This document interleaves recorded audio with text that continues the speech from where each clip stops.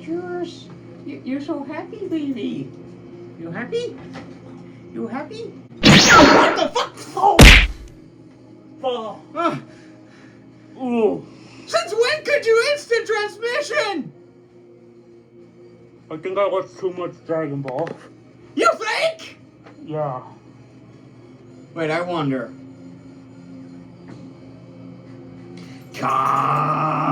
No. Let's talk about this show first. Fine. Later. Yeah.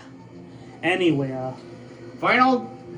Well, the finale to Fate Stay Night, Studio Ding edition. really good. I almost cried there. Yeah.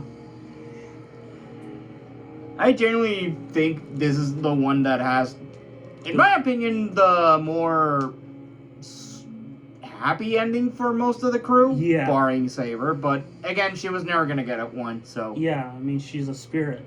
Yeah. Technically. Yeah. Yeah.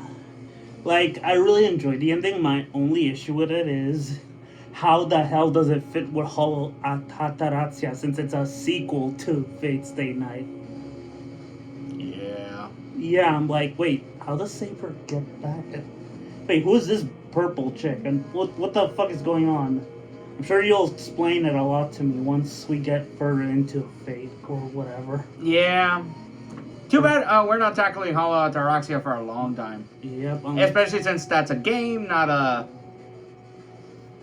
actual anime yet. Yeah. But yeah, the ending on itself, really heartwarming. It made me hit the feels. Like, I was almost about to cry, literally. Yeah. But that being said, like we mentioned previous episodes, this is easily the most flawed Fate show. Not bad, I say. Oh, far from it. This is a good show. This is a really good show. Like, but its pacing problems. Oh, the pacing are bad. Very bad. Like, they're like on par with the works of Brian Michael Bendis in comics. And how there's so much decompressed storytelling. Like, yeah. Like, and don't get me wrong, I love decompressed storytelling. Like, this show does it for the most part well, especially for the character moments. But wow, like that whole Ilya arc with Berserk, that lasts way too long. Yeah, I think at least one episode or two too long, but you know. Yeah. But it makes sense why it did at the same time because one, she's basically the biggest threat. Yeah. For the most part. Mm-hmm. But, you know. What can you do? Yeah. But yeah, like, the pacing is... Yeah, that's the biggest problem with the show. The pacing. Yeah, mind you, this is just one of 3 paths the timeline goes through. And this one includes elements from the other 2 paths. Yeah. Very, very subtly. Somewhat. Like, you know, the whole subtle thing of, Shiro's basically... Yeah, okay, fair enough. Okay, I'll shut my mouth anyway. But yeah, very loosely. Anyway, but yeah. So yeah, the last 4 episodes is basically we get the reveal of our actual main villain, who's a Catholic priest, named Kire. And I'm like... I mean, we've seen him since the beginning of the show. He's just never played a major part until now. Yeah. Aside from being a creep. And somewhat sociopathic. Sinister. Yeah. But yeah, when I saw that, I'm like, yeah, that's appropriate, especially in the real world. But yeah, continue. Well, aside from him and Gilgamesh, who is a fucking monster and a sexist piece of shit. At least in... I'm actively trying to see if there's a timeline where he isn't a piece of shit. 2. There are like 2 timelines where he isn't an active piece of shit. One is Fate Grand Order, the other is the latest Fate series. Somewhat. And mind you, that's more because he gets to fight his best friend again. If you know, you know. But yeah, like... But yeah, Yeah, not a lot to say other than, wow, this is a really good show as long as you're patient with it. Because that's the thing with the show, you need to be really patient with it. If you're not, then yeah, you're gonna end up thinking it's mediocre at best or above average. Yeah. Like, I'm patient enough. I've seen enough like slow art films to enjoy myself. Yeah, and this is more of a slow-paced show. Yeah, and you know, By quite a bit, actually. yeah, and I think it's a really good introduction to the Fate franchise. Yes. It's not the best introduction, but it's, I think, required viewing if you want to go. If you want to actually get into it without playing the games. Exactly. It's like skipping the original Mobile Suit Gundam and going to Zeta. Like, who does that? Anyone who tries to say the starting point should be Fate Zero. Okay, let's get to the part. We'll get to that eventually on why I don't think that's a good starting point when we actually tackle that show, but that's not anytime soon. Yeah, like. But yeah, like this like introduce you to the basic concepts of the franchise, the Holy Grail, the different classes, the characters, like several lore dumps, etc. Yeah. But yeah, the ending, like, while yes, sad for Saber and yes, creates a lot of continuity issues with Holoateratia, is an emotional one and is the happiest for Ilya and Reen of all people.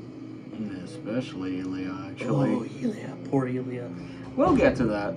Yeah. We'll get to that, especially in the second path. Yeah. But,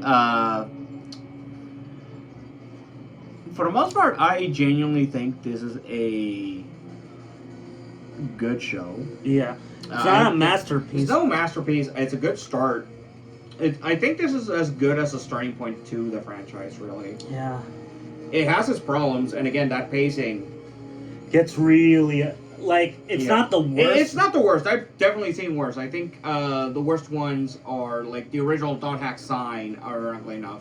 Mm-hmm. Because it has, I argue, worse pacing issues, but it's understandable there. To me, the worst paced things I've seen or read are the Tournament of Power in Super, which is 55 episodes, which, fuck that. And the comic version of Age of Ultron. Spoilers, there is no Age of Ultron in a comic called Age of Ultron. Sorry. Anyway, aside from that, I think it's safe to say this is a good starting point for our eventual foray into the next time we tackle Fate, which will be Zero. Yeah. It's not going to be the second pathway.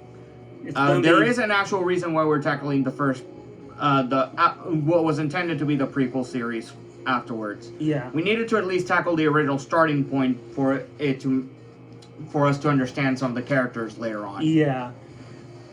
But yeah, like, what was I gonna say?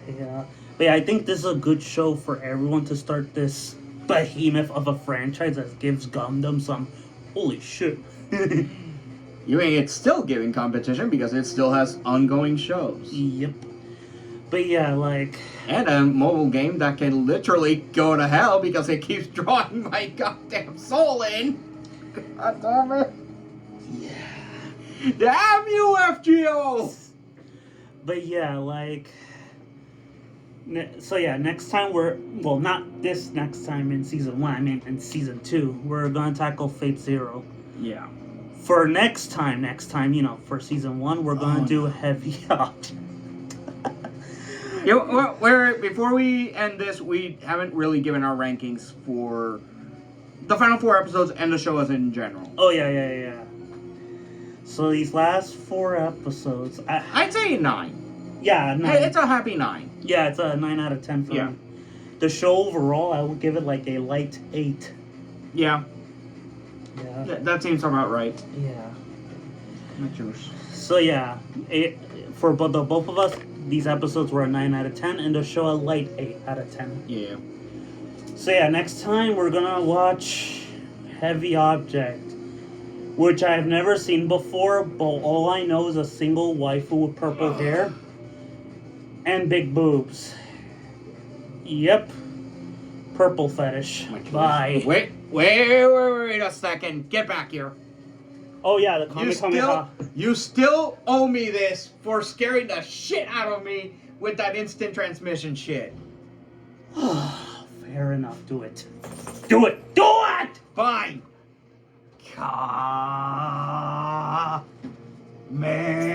Actually, there's something outside. Your brother's behind you.